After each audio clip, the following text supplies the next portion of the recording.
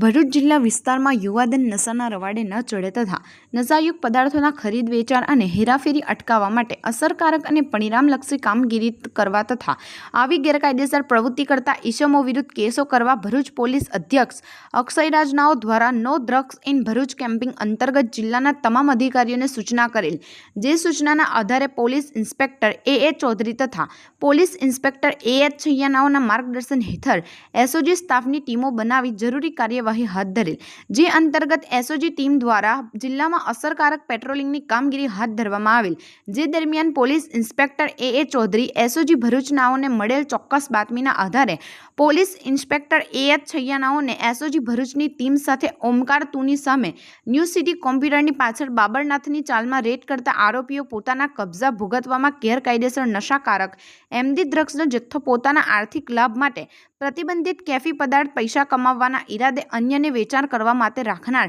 શુભમ સંજય પડિહાર, જગદીશ સેલાભાઈ ભરવાડ, વસીમ રાજ મોહમ્મદ હનીફ શેખનાઓને ઝડપી પાડી આરોપીઓ વિરુદ્ધ અંકલેશ્વર શહેર બી ડિવિઝન પોલીસ સ્ટેશનમાં the narcotics drugs and psychotropic substances act 1985ની કલમ 8C, 22B, 25-29 મુજબનો ગુનો રજીસ્ટર કરાવ્યો હતો, તેમજ આ ગુનામાં સંડોવાયેલા સાહિલ રહેવાસી કામરેજ જિલ્લો સુરત નાઓને વોન્ટેડ જાહેર કરી આરોપી પાસેથી કુલ મળી